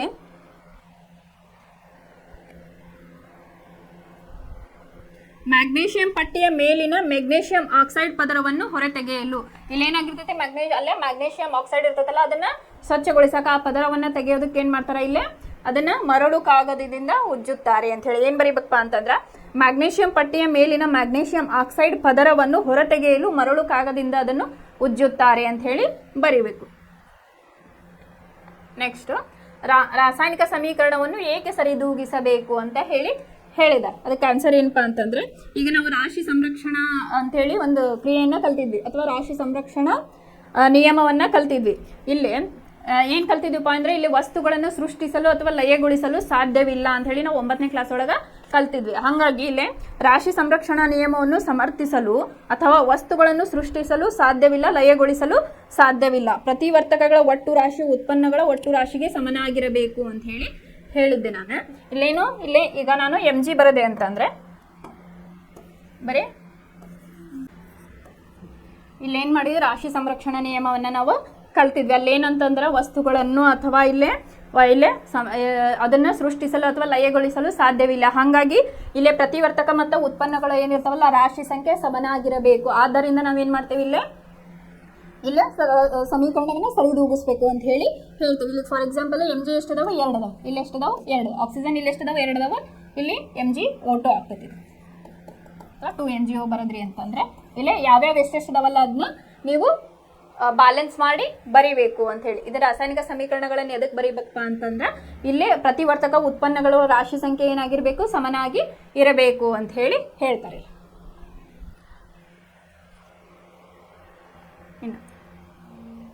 ಸಸ್ಯಜನ್ಯ ದ್ರವ್ಯಗಳ ವಿಘಟನೆಯಿಂದ ಕಾಂಪೋಸ್ಟ್ ಉಂಟಾಗುವುದು ಮತ್ತು ಉಸಿರಾಟ ಕ್ರಿಯೆಗಳ ಬಹಿರುಷ್ಣಕ ಕ್ರಿಯೆಗಳು ಆಗಿವೆ ಯಾಕೆ ಅಂತ ಹೇಳಿ ಕೇಳಿದ್ದಾರೆ. 21ನೇದು ಇಲ್ಲಿ 2 ಕ್ರಿಯೆಗಳಲ್ಲಿ ಉಷ್ಣ ಬಿಡುಗಡೆಯಾಗುತ್ತದೆ, ಆದ್ದರಿಂದ ಇದು ಬಹಿರುಷ್ಣಕ ಕ್ರಿಯೆ ಅಂತ ಹೇಳಿ ಹೇಳಿದ್ದಾರೆ. ಸಸ್ಯಜನ್ಯ ದ್ರವ್ಯಗಳ ವಿಘಟನೆಯಿಂದ ಕಾಂಪೋಸ್ಟ್ ಉಂಟಾಗುವುದು ಮತ್ತು ಉಸಿರಾಟ ಕ್ರಿಯೆಗಳ ಇವು ಬಹಿರುಷ್ಣಕ ಕ್ರಿಯೆ ಆಗ್ಯಾವು ಅಂತ ಹೇಳಿ ಆಯ್ತು. ಟೆಂಪರೇಚರ್ ಇಲ್ಲೇ ಬಿಡುಗಡೆ ಆಯಿತು, 2 ಕ್ರಿಯೆಗಳಲ್ಲಿ ಉಷ್ಣ ಬಿಡುಗಡೆ ಆಗುತ್ತದೆ, ಆದ್ದರಿಂದ ಇವು ಬಹಿರುಷ್ಣಕ ಕ್ರಿಯೆಗಳು ಅಂತ ಹೇಳಿ ಬರಿಬೇಕು. ಇನ್ನೇ ನೆಕ್ಸ್ಟ್ ಪ್ರಕ್ಷೇಪಣ ಕ್ರಿಯೆ ಎಂದರೇನು, ಒಂದು ಉದಾಹರಣೆ ಕೊಡಿ ಅಂತ ಹೇಳಿ ಕೇಳಿದ್ದಾರೆ. ಪ್ರಕ್ಷೇಪಣ ಬಗ್ಗೆ ನಾನು ಹೇಳಿದ್ದೆ ಮೊದಲ. ನೀರಿನಲ್ಲಿ ಕರಗದ ಉತ್ಪನ್ನಗಳನ್ನು ಉತ್ಪತ್ತಿ ಮಾಡುವ ರಾಸಾಯನಿಕ ಕ್ರಿಯೆ ಅಂತ ಹೇಳಿ ಹೇಳಿದ್ದಾರೆ. ಪ್ರಕ್ಷೇಪಣ ಇಲ್ಲೇನು ಹೇಳ್ದ, ನೀರಿನಲ್ಲಿ ಕರಗದ ಉತ್ಪನ್ನಗಳನ್ನು ಉತ್ಪತ್ತಿ ಮಾಡುವ ಒಂದು ರಾಸಾಯನಿಕ ಕ್ರಿಯೆ ಅಂತ ಹೇಳಿ ಹೇಳ್ತಾರೆ. ಇದಕ್ಕೆ ಒಂದು ಸಮೀಕರಣ ಬರೆಯೋದು. ಎಕ್ಸಾಂಪಲ್ ಇಲ್ಲಿ ಕ್ವಶನ್ ನೋಡ್ರಿ, ಪ್ರಕ್ಷೇಪಣ ಕ್ರಿಯೆ ಎಂದರೇನು ಉದಾಹರಣೆ ಕೊಡ್ರಿ ಅಂತ ಹೇಳಿ ಹೇಳಿದಾರೆ. ಇಲ್ಲಿ ಸೋಡಿಯಂ ಸಲ್ಫೇಟ್ನ ಬೇರಿಯಂ ಕ್ಲೋರೈಡ್ ಹಾಕಿದಾಗ ಏನಾಗ್ತತಿ, ಬೇರಿಯಂ ಸಲ್ಫೇಟ್ ಮತ್ತು 2NaCl ಇಲ್ಲೇ ಬರ್ತೈತಿ. ಇದು ಎಕ್ಸಾಂಪಲ್ ಯಾವುದಪ್ಪ ಅಂತಂದ್ರೆ ಪ್ರಕ್ಷೇಪಣ ಕ್ರಿಯೆಗೆ ಇದು ಎಕ್ಸಾಂಪಲ್. ಯಾಕಂತಂದ್ರೆ ಪ್ರಕ್ಷೇಪಣ ಕ್ರಿಯೆ ಬಗ್ಗೆ ಈಗಾಗಲೇ ಕಲ್ತೇವೆ. ಅದಕ್ಕೆ ಏನು ಹೇಳಿದ್ದಾರೆ, 1 ಮಾರ್ಕ್ಸ್ ಕ್ವಶನ್ ಅವ್ರು ಏನಿದ್ದಾರೆ, ಒಂದು ರಿಯಾಕ್ಷನ್ಸ್ ಬರೀರಿ ಅಂತ ಹೇಳಿದಾರೆ. ನೀವು ಇಷ್ಟು ಬರೋದು ಸಾಕು. ಇದು ಸಂಕ್ಷಾರಣ ಕ್ರಿಯೆ ಎಂದರೇನು ಅಂತ ಹೇಳಿ ಕೇಳಿದ್ದಾರೆ. ಲೋಹವು ತನ್ನ ಪರಿಸರದಲ್ಲಿನ ತೇವಾಂಶ, ಗಾಳಿ ಇತ್ಯಾದಿಗಳೊಂದಿಗೆ ವರ್ತಿಸಿ ನಶಿಸಿ ಹೋಗುವ ಒಂದು ಕ್ರಿಯೆ ಅಂತ ಹೇಳಿ ಕೇಳಿದ್ದಾರೆ. ಏನಿಲ್ಲ ಸಂಕ್ಷಾರಣ ಅಂತಂದ್ರೆ ಏನಿಲ್ಲ, ಈಗ ಎಕ್ಸಾಂಪಲ್ ಏನು ಸಂಕ್ಷಾರಣಕ್ಕೆ ನಾನು ಹೇಳಿದೆ, ಕರೋಸಿನ್ ಬಗ್ಗೆ, ಕಬ್ಬಿಣದ ಬಗ್ಗೆ ಹೇಳಿದ್ದಲ್ಲ ನಿಮಗೆ. ಅದೇನಾಗ್ತೈತಿ, ತೇವಾಂಶ ಕೆಟ್ಟಾಗ ತನ್ನ ಒರಿಜಿನಲ್ ಕಲರ್ನ ಕಳ್ಕೊಂಡದು ತುಕ್ಕು ಹಿಡಿತೈತಿ. ಅದಕ್ಕೆ ಆನ್ಸರ್ ಏನಪ್ಪಾ ಅಂತಂದ್ರೆ, ಇದಕ್ಕೆ ಲೋಹವು ತನ್ನ ಪರಿಸರದಲ್ಲಿನ ತೇವಾಂಶ ಮತ್ತು ಗಾಳಿಗಳೊಂದಿಗೆ ವರ್ತಿಸಿ ಅದೇನಾಗ್ತದಪ್ಪ ಅಂತಂದ್ರೆ ನಶಿಸಿ ಹೋಗೋ ಒಂದು ವಸ್ತು ಆಗ್ತತಿ ಅಂತ ಹೇಳಿ ಇಲ್ಲೇ ಹೇಳ್ಬೋದು. ಅದೇನಾಗ್ತತಿ, ಈಗ ದೊಡ್ಡ ಬಿಲ್ಡಿಂಗ್ ಒಳಗೆಲ್ಲ ಕಬ್ಬಿಣವನ್ನ ಅವಾಗವಾಗ ತುಕ್ಕು ಹಿಡಿತಿರ್ತೈತಿ, ಪೈಪ್ ಹಾಕಿರ್ತಾರೆ, ಅದೆಲ್ಲ ಏನಾಗ್ತೈತಿ ಅವಾಗವಾಗ ಚೇಂಜ್ ಮಾಡ್ತಾ ಇರ್ತಾರೆ. ಅದಕ್ಕೆ ಏನಾಗ್ತತಿ, ತನ್ನತನವನ್ನ ಅದು ಕಳ್ಕೋತತಿ ಕಬ್ಬಿಣ, ಸ್ವಲ್ಪ ದಿನ ಆಗತ್ಲಿ ಅಂತ ಹೇಳಿದ್ದಾರೆ. ನೆಕ್ಸ್ಟ್ ಚಿಪ್ಸ್ ತಯಾರಕರು ಚಿಪ್ಸ್ ಪೊಟ್ಟಣಗಳಲ್ಲಿ ನೈಟ್ರೋಜನ್ ಅಂತ ಅನಿಲವನ್ನ ಹಾಯಿಸಲು ಕಾರಣವೇನು ಅಂತ ಹೇಳಿ ಕೇಳಿದ್ದಾರೆ. ಇದಕ್ಕೆ ಇದನ್ನ ಕಮಟುವಿಕೆ ಅಂತ ಹೇಳಿ ಒಂದು ಟಾಪಿಕ್ ಒಳಗೆ ಇದ್ರ ಬಗ್ಗೆ ನಾನು ಹೇಳಿದ್ದೆ. ಅದನ್ನೇನು ಭಾಳ ದಿನ ನಾವು ಶೇಖರಣೆ ಮಾಡಿಡಬೇಕು, ಅದು ವಾಸನೆ ಬರಬಾರ್ದು. ಆಮೇಲೆ ಅದು ಪಾಕೆಟ್ ವಾತಾವರಣದ ಇದಕ್ಕೆ ಹೊಂದ್ಕೊಂಡ್ರೆ ಏನಾಗ್ತದೆ, ಬೇಗ ಕಮಡ್ತತಿ ಅಂತ ಹೇಳಿ ನೈಟ್ರೋಜನ್ ಗ್ಯಾಸನ್ನು ಅದ್ರ ಒಳಗೆ ಹಾಕ್ತಿರ್ತಾರೆ. ನೀವೇನು ಬರಿಬೇಕಪ್ಪ ಅಂತಂದ್ರೆ, ಕಬ್ಬಿಣ ತುಕ್ಕು ಹಿಡುವುದನ್ನು ತಡೆಗಟ್ಟಲು ಬಣ್ಣ ಬಳಸುತ್ತಾರೆ ಅಂತ. ಇಲ್ಲಿ ನೀವೇನು ಮಾಡ್ರಿ ಅಂತಂದ್ರೆ, ಚಿಪ್ಸ್ ತಯಾರಕರು ಏನೈತಲ್ಲ, ಇದಕ್ಕೆ ಚಿಪ್ಸ್ ಪೊಟ್ಟಣಗಳಲ್ಲಿ ಏನಾಗ್ತತಿ, ಇಲ್ಲಿ ಕಮಟುವಿಕೆಯನ್ನು ತಡೆಯಲು ಅದನ್ನ ನೈಟ್ರೋಜನ್ ಗ್ಯಾಸನ್ನ ಬಳಸ್ತಾರ ಅಂತ ಹೇಳಿ ಬರೀರಿ. ಇನ್ನು ನೆಕ್ಸ್ಟ್ ಕ್ವಶನ್, ಸೋಡಿಯಂ ಸಲ್ಫೇಟ್ ಮತ್ತು ಬೇರಿಯಂ ಕ್ಲೋರೈಡ್ ಪರಸ್ಪರ ವರ್ತಿಸಿದಾಗ ಬೇರಿಯಂ ಸಲ್ಫೇಟ್ ಅನ್ನು ಉಂಟು ಮಾಡುತ್ತವೆ. ಇಲ್ಲೇ ಬೇರಿಯಂ ಸಲ್ಫೇಟ್ ಎಂಬ ಬಿಳಿ ವರ್ಣದ ಪ್ರಕ್ಷೇಪ ಉಂಟಾಗುತ್ತದೆ. ಈ ಪ್ರಕ್ಷೇಪ ಉಂಟಾಗಲು ಕಾರಣವಾದ ಅಯಾನುಗಳು ಯಾವುವು ಅಂತ ಹೇಳಿ ಕೇಳಿದ್ದಾರೆ. ಯಾವ್ಯಾವಪ್ಪ ಅಂತಂದ್ರೆ ಬೇರಿಯಂ ಮತ್ತು ಸಲ್ಫೇಟ್. ಇದು ಸೋಡಿಯಂ ಸಲ್ಫೇಟ್ನ ಬೇರಿಯಂ ಕ್ಲೋರೈಡ್ನೊಂದಿಗೆ ನಾವು ಹಾಕಿದಾಗ ಏನಾಗ್ತತಿ, ಬೇರಿಯಂ ಸಲ್ಫೇಟ್ ಆಗಿ ಆಗ್ತತಿ ಅಂತ ಹೇಳಿದೆ. ಸೊ ಆನ್ಸರ್ ಏನಂತಂದ್ರೆ ಸಲ್ಫೇಟ್ ಮತ್ತು ಬೇರಿಯಂ ಅಂತ ಹೇಳಿ ಬರಿಬೇಕು. ಇನ್ನು 30ನೇ ಕ್ವಶನ್, ಕ್ಯಾಲ್ಸಿಯಂ ಆಕ್ಸೈಡ್ ನೀರಿನೊಂದಿಗೆ ವರ್ತಿಸಿದಾಗ ಉತ್ಪತ್ತಿಯಾಗುವ ಉತ್ಪನ್ನವನ್ನು ಹೇಳಿ ಅಂತ ಹೇಳಿದ್ದಾರೆ. ಯಾವ್ದಾಗ್ತತಿ, calcium hydroxide, CaOH twice, CaOH twice ಅಂತ ಹೇಳಿ ಬರೋದ್ರೆ ಇದು ಆನ್ಸರ್. ಇನ್ನು ಮ್ಯಾಗ್ನೇಷಿಯಂ ಪಟ್ಟಿಯು ಗಾಳಿಯಲ್ಲಿ ಬಿಳಿ ಜ್ವಾಲೆಯೊಂದಿಗೆ ಉರಿದು ಮ್ಯಾಗ್ನೇಷಿಯಂ ಆಕ್ಸೈಡ್ ಆಗಿ ಬದಲಾಗುತ್ತದೆ. ಈ ಕ್ರಿಯೆಯ ವಿಧವನ್ನು ತಿಳಿಸಿರಿ ಅಂತ ಹೇಳಿ ಹೇಳಿದ್ದಾರೆ. ಇದಕ್ಕೆ ಹೇಳಿದೆ ನಾವು ಫಸ್ಟ್ ಎಕ್ಸಾಂಪಲ್ ಸಂಯೋಗ ಕ್ರಿಯೆಗೂ ಇದನ್ನ ತಗೊಂಡಿದ್ವಲ್ಲ. ಸಂಯೋಗ ಕ್ರಿಯೆ ಮತ್ತು ಇನ್ನೊಂದು ಯಾವ್ದಾಗ್ತೈತಿ, ಉತ್ಕರ್ಷಣ ಕ್ರಿಯೆ ಅಂತ ಹೇಳಿ ನಾವು ಹೇಳ್ಬೋದು. ಸಂಯೋಗ ಕ್ರಿಯೆ ಮತ್ತು ಉತ್ಕರ್ಷಣ ಕ್ರಿಯೆ ಅಂತ ಹೇಳಿ ಬರೆದ್ರೆ ಸಾಕು 1 ಮಾರ್ಕ್ಸಿಗೆ. ಇನ್ನು 2 ಅಂಕದ ಪ್ರಶ್ನೆಗಳು ಅಂತ ಹೇಳಿ ಕೇಳಿದ್ದಾರೆ. ರಾಸಾಯನಿಕ ಕ್ರಿಯೆ ನಡೆದಿದೆ ಎಂದು ನಿರ್ಧರಿಸಲು ಸಹಾಯವಾಗುವ ವೀಕ್ಷಣೆಗಳು ಯಾವುವು ಅಂತ ಹೇಳಿ ಹೇಳಿದ. ಫಸ್ಟ್ ಕ್ಲಾಸ್ ಒಳಗೆ ಇದ್ರ ಬಗ್ಗೆ ನಾವು ಹೇಳಿದ್ವಿ. ಯಾವ ಬರೀತೀರಿ, ಸ್ಥಿತಿ ಬದಲಾವಣೆ, ಬಣ್ಣ ಬದಲಾವಣೆ, ಅನಿಲ ಬಿಡುಗಡೆ ಮತ್ತು ತಾಪಮಾನದ ಬದಲಾವಣೆ ಅಂತ ಹೇಳಿ ಬರೀಬೇಕು. 4 ಪಾಯಿಂಟ್ನ ಸ್ಟಾರ್ ಮಾರ್ಕ್ ಹಾಕಿ ಬರಿಬೇಕು. ಯಾವ್ಯಾವಪ್ಪ ಅಂತಂದ್ರೆ ಸ್ಥಿತಿ ಬದಲಾವಣೆ, ಬಣ್ಣ ಬದಲಾವಣೆ, ಅನಿಲ ಬಿಡುಗಡೆ ಮತ್ತು ತಾಪಮಾನ ಬದಲಾವಣೆ ಅಂತ ಹೇಳಿ ಬರಿಬೇಕು. ನೆಕ್ಸ್ಟ್ ರಾಸಾಯನಿಕ ಕ್ರಿಯೆ ಎಂದರೇನು, ಒಂದು ಉದಾಹರಣೆ ಕೊಡಿ ಅಂತ ಹೇಳಿ ಹೇಳಿದರು. 2 ಅಥವಾ ಹೆಚ್ಚು ಪ್ರತಿವರ್ತಕಗಳು ಕೂಡಿ ಒಂದು ಉತ್ಪನ್ನವಾಗುವ ಒಂದು ಕ್ರಿಯೆಗೆ ನಾವೇನಂತ ಹೇಳಿ ಸಂಯೋಗ ಕ್ರಿಯೆ. ಅಂದ್ರೆ ಎರಡು ಪ್ರತಿವರ್ತಕಗಳು ಇರ್ತಾವು, ಒಂದೇ ಒಂದು ಉತ್ಪನ್ನ ರೆಡಿ ಆಗ್ತದೆ. ಅದಕ್ಕೆ ಏನಂತಾರೆ ಸಂಯೋಗ ಕ್ರಿಯೆ ಅಂತ ಹೇಳಿ ಹೇಳ್ತಾರೆ. ಎಕ್ಸಾಂಪಲ್ ಯಾವ್ದಪ್ಪ ಅಂತಂದ್ರೆ 2Mg + O2.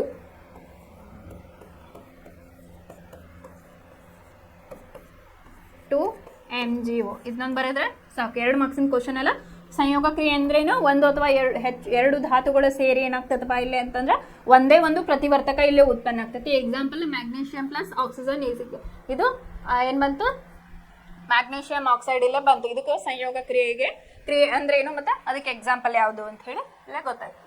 ಆಮೇಲೆ ವಿಭಜನೆ ಕ್ರಿಯೆ ಎಂದರೇನು, ಉದಾಹರಣೆ ಕೊಡಿ ಅಂತ ಹೇಳಿ ಹೇಳಿದ್ದಾರೆ. ಸಂಯೋಗ ಕ್ರಿಯೆ ಅಪೋಸಿಟ್ ಯಾವ್ದಿದು, ವಿಭಜನೆ ಕ್ರಿಯೆ. ಇಲ್ಲಿ ಏನಾಗಿರ್ತೈತಿ, ಒಂದೇ ಒಂದು ಪ್ರತಿವರ್ತಕ ಇರ್ತೈತಿ, ಉತ್ಪನ್ನ ಜಾಸ್ತಿ ಆಗ್ತಾವಲ್ಲ, 2 ಅಥವಾ 2ಕ್ಕಿಂತ ಹೆಚ್ಚು ಇಲ್ಲೇ ಆಗ್ತಾವೆ ವಿಭಜನೆ ಕ್ರಿಯೆಗೆ. ಇಲ್ಲಿ ಒಂದು ಪ್ರತಿವರ್ತಕ ವಿಭಜನೆಗೊಂಡು 2 ಅಥವಾ ಹೆಚ್ಚು ಉತ್ಪನ್ನಗಳನ್ನು ಕೊಡುವ ಒಂದು ರಾಸಾಯನಿಕ ಕ್ರಿಯೆ ಅಂತ ಹೇಳಿ ಹೇಳಿದ್ದಾರೆ. ಎಕ್ಸಾಂಪಲ್ ಯಾವ್ದಪ್ಪ ಅಂತಂದ್ರೆ ಕ್ಯಾಲ್ಸಿಯಂ ಕಾರ್ಬೋನೇಟ್ ಅನ್ನ ಕಾಯಿಸಿದಾಗ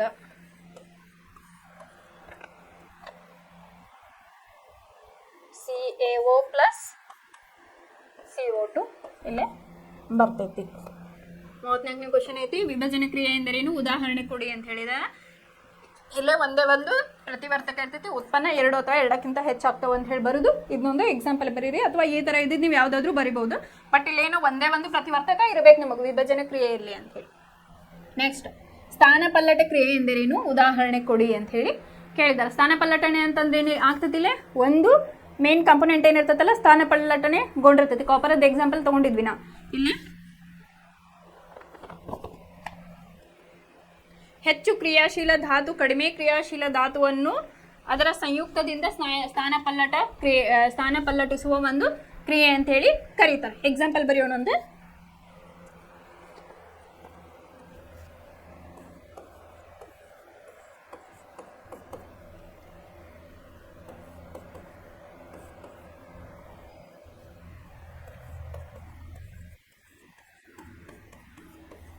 ಇಲ್ಲೇನು ಹೇಳಿದಾರಪ್ಪ ಅಂತಂದ್ರೆ ಹೆಚ್ಚು ಕ್ರಿಯಾಶೀಲ ಧಾತು ಕಡಿಮೆ ಕ್ರಿಯಾಶೀಲ ಧಾತುವನ್ನು, ಇಲ್ಲೇ ಹೆಚ್ಚು ಕ್ರಿಯಾಶೀಲ ಧಾತು ಕಡಿಮೆ ಕ್ರಿಯಾಶೀಲ ಉಳ್ಳ ಧಾತುವಿನಿಂದ ಅದೇನು ಮಾಡೋದು, ಪ್ರತ್ಯೇಕಿಸೋದಿಲ್ಲ. ಕಾಪರ್ ಏನಾಯ್ತು, ಇಲ್ಲೇ ಹೋಯ್ತು, ಸ್ಥಾನಪಲ್ಲಟನೆ ಗೊಂಟು. ಇದನ್ನೇ ಎಕ್ಸಾಂಪಲ್ ಬರೆಯೋದು. ಕಾಪರ್ ಸಲ್ಫೇಟ್ ಪ್ಲಸ್ ಐರನ್ನ ಅದೇನಾಗ್ತತಿ, ಇದು ಕಬ್ಬಿಣದ ಸಲ್ಫೇಟ್ ಮತ್ತು ಕಾಪರ್ ಇಲ್ಲೇ ಹೊರಗೆ ಸ್ಥಾನಪಲ್ಲಟನೆ ಗೊಳ್ತತಿ ಅಂತ ಹೇಳಿ ಈ ಎಕ್ಸಾಂಪಲ್ ಬರೀಬೋದು. ಇನ್ನು 36 ಕ್ವಶನ್, ಕಬ್ಬಿಣದ ಮೊಳೆಯನ್ನು ತಾಮ್ರದ ಸಲ್ಫೇಟ್ ದ್ರಾವಣದಲ್ಲಿ ಮುಳುಗಿಸಿಟ್ಟಾಗ ಬಣ್ಣ ಬದಲಾಗುವುದಕ್ಕೆ ಈ ಕ್ರಿಯೆ ರಾಸಾಯನಿಕ ಸಮೀಕರಣವನ್ನು ಬರೆಯಿರಿ. ಇದು 2 ಮಾರ್ಕ್ಸ್ ಕ್ವಶನ್. ಇದೇನಾಗ್ತತಿ, ಇದ್ರ ಪ್ರಾಕ್ಟಿಕಲ್ ತೋರಿಸಿದ್ವಿ. 2 ಮಳೆ ತಗೊಂಡು ಕಾಪರ್ ಸಲ್ಫೇಟ್ನಾಗ ಇಟ್ಟಾಗ ಏನಾಗ್ತತಿ ಅಂತ ಹೇಳಿ ಹೇಳಿದ್ದೆ ನಾನು.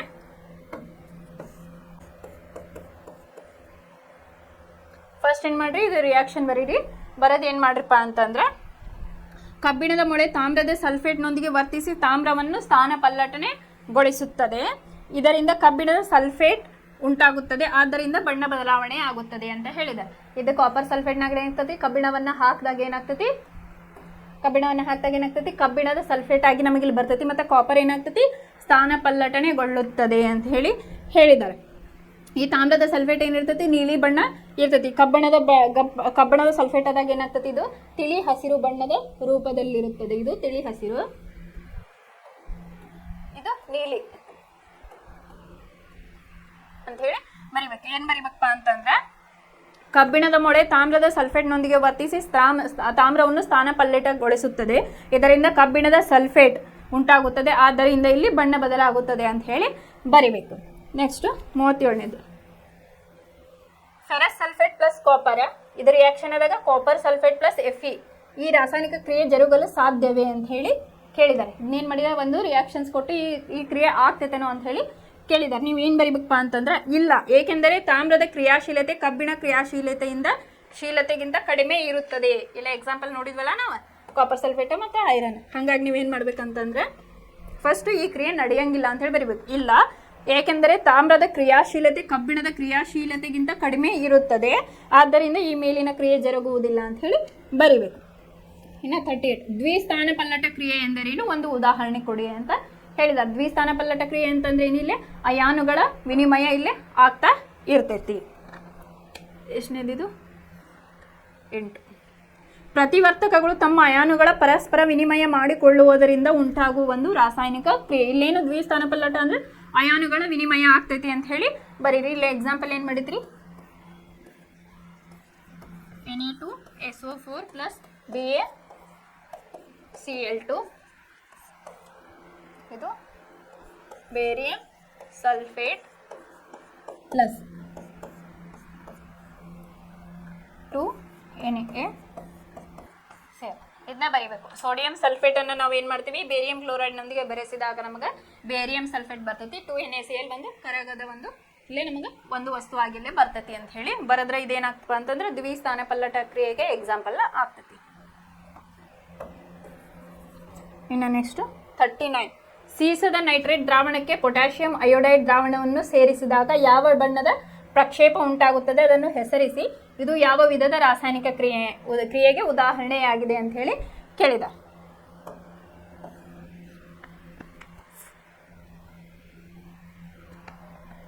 ಏನಾಗ್ತದಪ್ಪ ಅಂದ್ರೆ ಇಲ್ಲಿ ಹಳದಿ ಬಣ್ಣದ ಪ್ರಕ್ಷೇಪ ಉಂಟು ಮಾಡುತ್ತದೆ ಅಂತ ಹೇಳಿ ಬರೆದಿದ್ದಾರೆ. ಇಲ್ಲಿ ಸೀಸದ ಅಯೋಡೈಡ್ ಇದು ದ್ವಿಸ್ಥಾನ ಪಲ್ಲಟ ಕ್ರಿಯೆ ಅಂತ ಹೇಳಿ ಹೇಳಿದ್ದಾರೆ.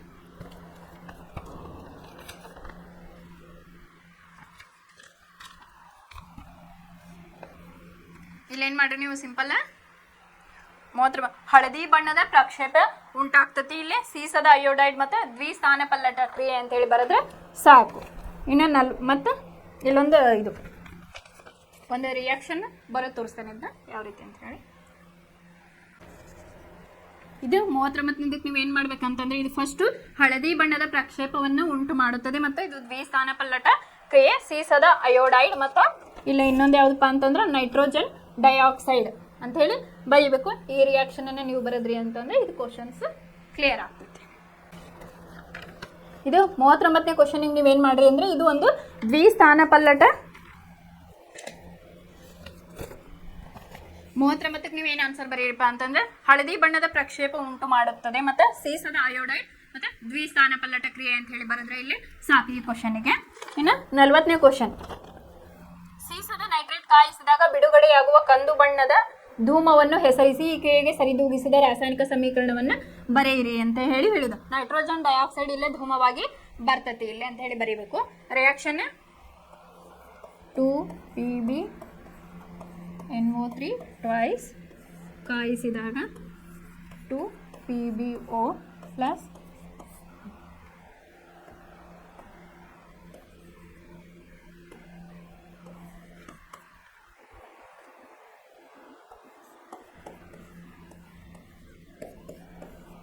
ಓಟ.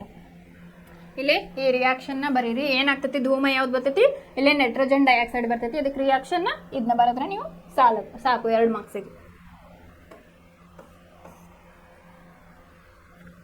41, ಅಂತರುಷ್ಣಕ ಕ್ರಿಯೆ ಮತ್ತು ಬಹಿರುಷ್ಣಕ ಕ್ರಿಯೆಗಳು ಎಂದರೇನು, ಒಂದೊಂದು ಉದಾಹರಣೆ ಕೊಡಿ ಅಂತ ಹೇಳಿ ಹೇಳಿದ್ದಾರೆ. ಅಂತರುಷ್ಣಕ ಕ್ರಿಯೆ ಅಂತಂದ್ರೆ ಉಷ್ಣವನ್ನು ಬಿಡುಗಡೆ ಮಾಡುವ ಒಂದು ಪ್ರಕ್ರಿಯೆ ಅಂತ ಹೇಳಿ ನಾವು ಕರಿತೀವಿ. ಇಲ್ಲಿ ಅಂತರುಷ್ಣಕ ಪ್ರಕ್ರಿಯೆ ಅಂದರೆ ಉಷ್ಣವನ್ನು ಬಿಡುಗಡೆ ಮಾಡುವ ಒಂದು ರಾಸಾಯನಿಕ ಕ್ರಿಯೆ ಅಂತ ಹೇಳಿ ಬರೀರಿ. ಬಹಿರುಷ್ಣಕ ಕ್ರಿಯೆ ಅಂದರೆ ಉಷ್ಣವನ್ನು ಹೀರಿಕೊಳ್ಳುವ ಒಂದು ಕ್ರಿಯೆ ಅಂತ ಹೇಳಿ ಬರೀರಿ. ಇಲ್ಲೇನು ಮಾಡ್ರಿ, ಅಂತರುಷ್ಣಕ ಕ್ರಿಯೆಗೆ ಕ್ಯಾಲ್ಸಿಯಂ ಕಾರ್ಬೋನೇಟನ್ನು ತಗೊಳ್ರಿ.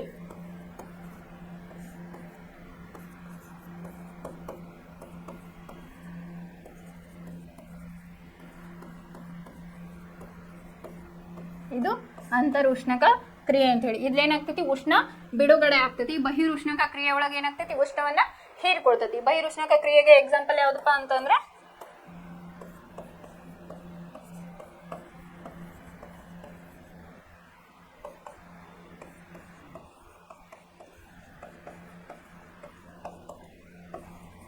ಇದನ್ನೇ ಬರೀ. CH4 ಪ್ಲಸ್ 2 ಆಕ್ಸಿಜನ್ ಜೊತೆಗೆ ಅದು ಏನಾಗ್ತೈತಿ, ಕಾರ್ಬನ್ ಡೈಆಕ್ಸೈಡ್ ಮತ್ತು ವಾಟರ್ ಬರ್ತೈತಿ ಮತ್ತು ಶಾಖ ಇಲ್ಲೇ ಬಿಡುಗಡೆ ಆಗ್ತೈತಿ ಅಂತ ಹೇಳಿ ಇಲ್ಲೇ ನೀವು ಬರಿಬೋದು. ಅಥವಾ ಬುಕ್ನಾಗ ಇದ್ದಿದ್ದೆ ಎಕ್ಸಾಂಪಲ್ನ ನೀವು ಬರಿಬೋದು ಇಲ್ಲಿ ಯಾವುದರ.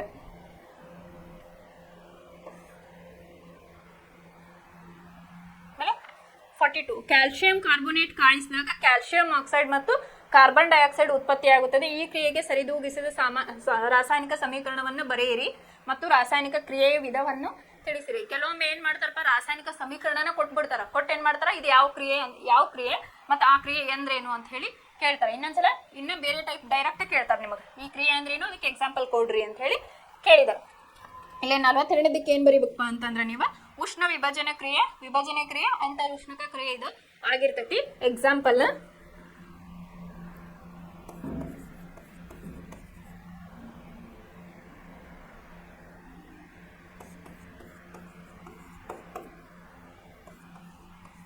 ಇಲ್ಲಿ ಕ್ಯಾಲ್ಸಿಯಂ ಕಾರ್ಬೋನೇಟನ್ನ ಇದು ರಿಯಾಕ್ಷನ್ ಆದಾಗ ಏನಂತೆ ಕ್ಯಾಲ್ಸಿಯಂ ಆಕ್ಸೈಡ್ ಮತ್ತು ಕಾರ್ಬನ್ ಡೈಆಕ್ಸೈಡ್ ಇಲ್ಲೇ ಬಂತು. ಇದಕ್ಕೆ ಏನು ಮಾಡ್ಬೇಕು, ಇಷ್ಟು ರಿಯಾಕ್ಷನ್ ಬರೋದು ಉಷ್ಣ ವಿಭಜನೆ ಕ್ರಿಯೆ ಮತ್ತು ಇಲ್ಲಿ ಅಂತರುಷ್ಣಕ ಕ್ರಿಯೆ ಅಂತ ಹೇಳಿ ಹೇಳಿದ್ದಾರೆ. ಇದು ಎಕ್ಸಾಂಪಲ್ ಬರೋದ್ರೆ ಸಾಕು, ನೀವು 2 ಮಾರ್ಕ್ಸ್ ಇದೆ.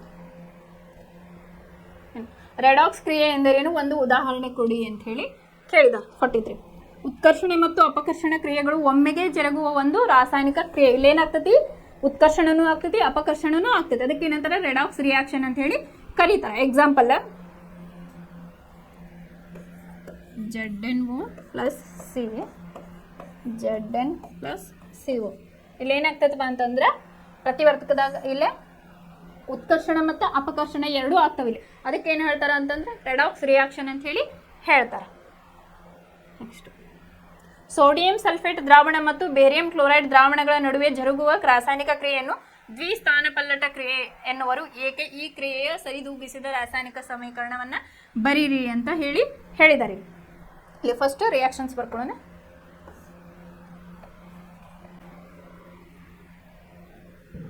ಇಲ್ಲಿ ಫಸ್ಟ್ ಏನು ಮಾಡ್ಯಾರ, ಸೋಡಿಯಂ ಸಲ್ಫೇಟ್ ದ್ರಾವಣ ಮತ್ತು ಬೇರಿಯಂ ಕ್ಲೋರೈಡ್ ದ್ರಾವಣಗಳ ನಡುವೆ ಜರುಗುವ ರಾಸಾಯನಿಕ ಕ್ರಿಯೆಯನ್ನು ದ್ವಿಸ್ಥಾನಪಲ್ಲಟ ಕ್ರಿಯೆ ಅಂತ ಹೇಳಿ ಕರೀತಾರ. ಯಾಕೆ ಅಂತ ಹೇಳಿ ಫಸ್ಟ್ ಏನ್ ಮಾಡ್ರಿ, ನೀವು ಇಲ್ಲಿ ಕೊಟ್ಟಿದಾರಲ್ಲ ಸೋಡಿಯಂ ಸಲ್ಫೇಟ್ ಅನ್ನ ಬರ್ಕೊಳ್ಳಿ, ಆಮೇಲೆ ಏನ್ ಮಾಡ್ರಿ ಬೇರಿಯಂ ಕ್ಲೋರೈಡ್ ಅನ್ನ ಬರ್ಕೊಳ್ಳಿ. ಅವಾಗ ಏನಾಗ್ತದೆ ನಮಗ ಬೇರಿಯಂ ಸಲ್ಫೇಟ್ ಆಗಿಲ್ಲೇ ಬರ್ತತಿ ಇಲ್ಲೇ. ಆಮೇಲೆ ಏನು ಉಳಿತು, Na2 NaCl ಇಲ್ಲೇ ಉಳಿತು ಅಂತ ಹೇಳಿ. ಇಲ್ಲೇ ದ್ವಿಸ್ಥಾನಪಲ್ಲಟ ಕ್ರಿಯೆ ಅಂದ್ರೆ ನಾ ಏನು ಹೇಳಿದ್ದೆ, ಅಯಾನುಗಳ ವಿನಿಮಯ ಆಗ್ತತಿ ಅಂತ ಹೇಳಿದೆ. ಇಲ್ಲೇ ಬೇರಿಯಂ ಮತ್ತು ಸಲ್ಫೇಟ್ ನಡುವೆ ಏನಾಯ್ತು, ಅಯಾನುಗಳ ವಿನಿಮಯ ಆಗದೆ ಏನಾಗ್ತಲ್ಲ, ಬೇರಿಯಂ ಸಲ್ಫೇಟ್ ಒಂದಿದ್ದು ಹೆಂಗೆ ಬರ್ತೈತೆ ಅಂದ್ರೆ ಕೆನೆ ರೂಪದ ಹಾಲಿನ ಥರ ಬರ್ತೈತಿ. ಇದು ಗಟ್ಟಿ ಒಂದು ವೈಟ್ ಪೌಡರ್ ರೆಸಿಡ್ಯೂ ಅಂತ ಕರೀತಾರೆ, ಅದಕ್ಕೆ ಅದು ಫಾರ್ಮ್ ಆಗ್ತತಿ. ಆಮೇಲೆ 2 NaCl ಬರ್ತತಿ. ಇಷ್ಟು ಬರಿಬೇಕು ನೀವು. ಇದಕ್ಕೆ 40 ಸುಣ್ಣದ ಕಲ್ಲಿನಿಂದ ಸುಟ್ಟ ಸುಣ್ಣವನ್ನು ಪಡೆಯುವ ರಾಸಾಯನಿಕ ಕ್ರಿಯೆ ಯಾವುದು, ಈ ಕ್ರಿಯೆಯ ರಾಸಾಯನಿಕ ಸಮೀಕರಣವನ್ನು ಬರೆಯಿರಿ ಅಂತ ಐತಿ. ಇದಕ್ಕೇನು ಉಷ್ಣ ವಿಭಜನೆ ಕ್ರಿಯೆ ಅಂತ ಹೇಳಿ ಬರಿಬೇಕು ನಾವು. ಉಷ್ಣ ವಿಭಜನೆ ಕ್ರಿಯೆ ಎಕ್ಸಾಂಪಲ್ ಕ್ಯಾಲ್ಸಿಯಂ ಕಾರ್ಬೋನೇಟನ್ನು ಕಾಯಿಸಿದಾಗ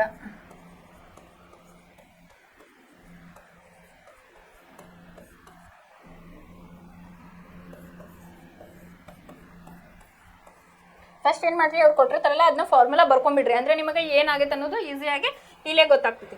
ಇಲ್ಲೇ ಸುಣ್ಣದ ಕಲ್ಲಿನಿಂದ ಸುಟ್ಟ ಸುಣ್ಣವನ್ನು ಪಡೆಯುವ ರಾಸಾಯನಿಕ ಕ್ರಿಯೆ ಯಾವುದು, ಈ ಕ್ರಿಯೆ ರಾಸಾಯನಿಕ ಕ್ರಿಯೆ ಸಮೀಕರಣವನ್ನು ಬರೆಯಿರಿ.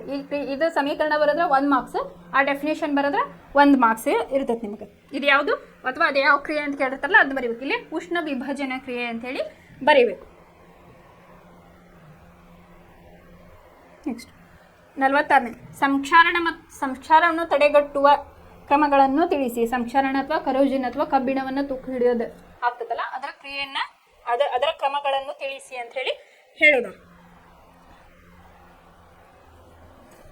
ಈ ಕಬ್ಬಿಣ ತುಕ್ಕು ಹಿಡಿಬಾರ್ದು ಏನು ಮಾಡ್ಬೇಕು, ನಾವು ಬಣ್ಣವನ್ನ ಬಳಿಬೇಕು. ಅವಕ್ಕೆ ಕಬ್ಬಿಣ ತುಕ್ಕು ಹಿಡಿಬಾರ್ದು ಅಂದ್ರೆ ಬಣ್ಣವನ್ನ ಬಳೆಯುವುದು.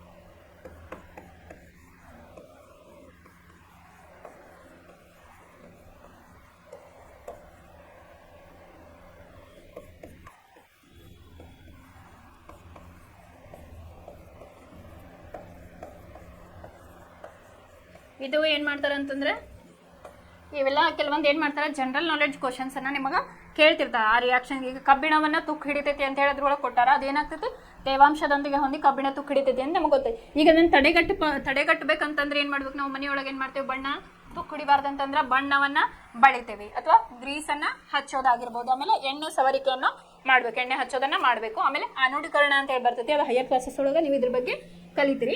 ಆನೋಡೀಕರಣ. ಆಮೇಲೆ ಸತುವಿನ ಲೇಪನವನ್ನು, ಕಾಪರದ್ದು ಏನು ಮಾಡಬೇಕು, ಅದರದ ಲೇಯರನ್ನು ಹಚ್ಚಬೇಕು ಅಂತ ಹೇಳಿದರೆ, ಅಥವಾ ಇನ್ನೊಂದು ಮಿಶ್ರಲೋಹಗೊಳಿಸುವುದು ಅಂತ ಹೇಳಿ ಹೇಳಿದೆ. ಇವಾಗ ಒಂದು 4 ರಿಂದ 5 ಪಾಯಿಂಟ್ ಅನ್ನ ನೀವು ಬರೆದ್ರೆ ಇಲ್ಲಿ 2 ಮಾರ್ಕ್ಸ್ ಬರ್ತದೆ.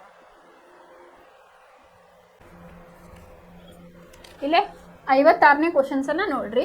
ಬೇರಿಯಂ ಕ್ಲೋರೈಡ್ ದ್ರಾವಣವು ಅಲ್ಯೂಮಿನಿಯಂ ಸಲ್ಫೇಟ್ ದ್ರಾವಣದೊಂದಿಗೆ ವರ್ತಿಸುವ ಕ್ರಿಯೆಯು ಯಾವ ವಿಧದ ರಾಸಾಯನಿಕ ಕ್ರಿಯೆಯಾಗಿದೆ, ಏಕೆ ಈ ಕ್ರಿಯೆ ಸರಿದೂಗಿಸಿದ ರಾಸಾಯನಿಕ ಸಮೀಕರಣವನ್ನ ಬರೆಯಿರಿ ಅಂತ ಕೇಳಿದ್ದಾರೆ. ಇದು ನೋಡ್ರಿ ರಿಪೀಟೆಡ್ ಕ್ವಶನ್ ಬಂದೈತಿ, ಇಂಪಾರ್ಟೆಂಟ್ ಕ್ವಶನ್ ಅಂತ ಹೇಳಿ ತಗೊಳ್ರಿ. ಇಲ್ಲೇ ಏನ್ ಮಾಡ್ಬೇಕಂದ್ರೆ ದ್ವಿಸ್ಥಾನ ಪಲ್ಲಟ ಕ್ರಿಯೆ ಪ್ರತಿವರ್ತಕಗಳು ತಮ್ಮ ಅಯಾನುಗಳ ಪರಸ್ಪರ ವಿನಿಮಯವನ್ನು ಮಾಡಿಕೊಳ್ಳುತ್ತವೆ ಅಂತ ಹೇಳಿ ಬರಿಬೇಕು. ನೀವು ಬರೋದೇನು ಮಾಡ್ರಿ, ಇದಕ್ಕೊಂದು ಎಕ್ಸಾಂಪಲ್ ನಾನು ಹೇಳಿದ್ನಲ್ಲ ಬೇರಿಯಂ ಸಲ್ಫೇಟ್, ಅದನ್ನ ಬರೋದ ಸಾಕು. ಅದು ದ್ವಿಸ್ಥಾನ ಪಲ್ಲಟ ಕ್ರಿಯೆ ಒಂದು ಎಕ್ಸಾಂಪಲ್ ಅನ್ನ ನೀವು ಇಲ್ಲಿ ಬರಿಬೋದು. ಇನ್ನು 57ನೇ ಕ್ವಶನ್, ಕೆಳಗಿನ ರಾಸಾಯನಿಕ ಸಮೀಕರಣಗಳಿಗೆ ಕ್ರಿಯೆಗಳಿಗೆ ಸರಿದೂಗಿಸಿದ ರಾಸಾಯನಿಕ ಸಮೀಕರಣಗಳನ್ನ ಬರೆಯಿರಿ ಅಂತ ಹೇಳಿ ಏಪ್ರಿಲ್ 2022 ಕೇಳಿದ್ದು ಕ್ವಶನ್. ಇಲ್ಲಿ ಕ್ಯಾಲ್ಸಿಯಂ ಕಾರ್ಬೋನೇಟ್ ಇದ್ದಿದ್ದು ಕ್ಯಾಲ್ಸಿಯಂ ಆಕ್ಸೈಡ್ ಕಾರ್ಬನ್ ಡೈಆಕ್ಸೈಡ್ ಆಯಿತು. Hydrogen plus chlorine hydrogen chloride, magnesium plus hydrochloric ಆಮ್ಲ ಮ್ಯಾಗ್ನೀಷಿಯಂ ಕ್ಲೋರೈಡ್ ಮತ್ತು ಹೈಡ್ರೋಜನ್ ಅಂತ ಹೇಳಿ ಕರೆದ. ಇದಕ್ಕೇನು ಮಾಡ್ಯಾರ ಅಂತಂದ್ರೆ ಸರಿದೂಗಿಸಿದ ರಾಸಾಯನಿಕ ಸಮೀಕರಣಗಳನ್ನ ಬರೆಯಿರಿ ಅಂತ ಹೇಳಿದ್ದಾರೆ. ಇಲ್ಲೇ ಬರೆಯೋಣ ಒಂದೊಂದು. ಇಲ್ಲಿ ಏನು ಮಾಡ್ರಿ, ಫಸ್ಟ್ ಅವನೇನು ಹೇಳಿದಾರಲ್ಲ ಫಸ್ಟ್ ಬರ್ಕೊಳ್ಳೋಣ. ನಾವು ಏನು ಹೇಳಿದಾರೆ, ಕ್ಯಾಲ್ಸಿಯಂ ಕಾರ್ಬೋನೇಟ್, ಕ್ಯಾಲ್ಸಿಯಂ ಆಕ್ಸೈಡ್ ಮತ್ತು ಕಾರ್ಬನ್ ಡೈಆಕ್ಸೈಡ್ ಅಂತ ಹೇಳಿದ್ದಾರೆ.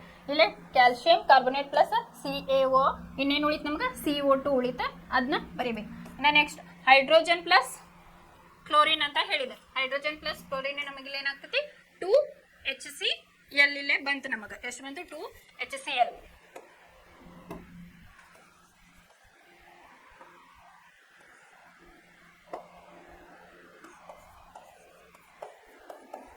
ಇನ್ನು ಮೂರನೇದು ಮ್ಯಾಗ್ನೀಷಿಯಂ ಪ್ಲಸ್ ಹೈಡ್ರೋಕ್ಲೋರಿಕ್ ಆಮ್ಲ ಅಂತ ಹೇಳಿ ಹೇಳಿದ್ರೆ ಮ್ಯಾಗ್ನೀಷಿಯಂ 2HCl. ಈಗ ಏನಾಯ್ತು, ಮ್ಯಾಗ್ನೀಷಿಯಂ ಕ್ಲೋರೈಡ್ ಪ್ಲಸ್ ಹೈಡ್ರೋಜನ್ ಇಲ್ಲ ಬಂತು. ಈ 3 ಕ್ರಿಯೆಗಳನ್ನು ಅಥವಾ ಈ 3 ರಾಸಾಯನಿಕ ಸಮೀಕರಣಗಳನ್ನು ನೀವು ಬರಿಬೇಕು.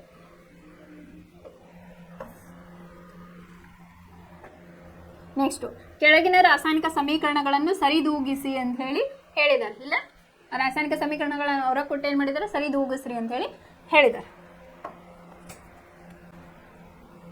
ಇಲ್ಲ ಕೆಳಗಿನ ರಾಸಾಯನಿಕ ಸಮೀಕರಣಗಳನ್ನು ಸರಿದೂಗಿಸಿ. ಇದು ಏಪ್ರಿಲ್ 2025 ಒಳಗೆ ಹೋದ ವರ್ಷ ಬಂದಿದ್ದು ಕ್ವಶನ್ ಇದು. ಫಸ್ಟ್ ಏನು ಮಾಡ್ರಿ, H2 ಪ್ಲಸ್ O2 ಆದಾಗ ಏನಾಗ್ತತಿ 2H2O. ಇಲ್ಲೇ ಹೈಡ್ರೋಜನ್ ಎಷ್ಟು ಅದಾವ, ಇಲ್ಲೇ 2, ಇಲ್ಲೇ 4 ಅದಾವು. ಇಲ್ಲೇ ಆಕ್ಸಿಜನ್ ಎಷ್ಟು ಅದಾವು, 2 ಅದಾವು. ಇಲ್ಲೇನಾಯ್ತು 2H2O ಇಲ್ಲೇ ಆಯಿತು. ಇನ್ನು ಎರಡನೇದು Na2CO3 plus HCl, NaCl H2O CO2 ಅಂತ ಹೇಳಿ ಕೊಟ್ಟಿದ್ದಾರೆ. ಇಲ್ಲೇನು ಮಾಡ್ರಿ, Na2CO3 ಬರ್ಕೊಳ್ರಿ, HClನ 2 ಬರ್ಕೊಳ್ರಿ, 2NaCl ಪ್ಲಸ್ 2H2O.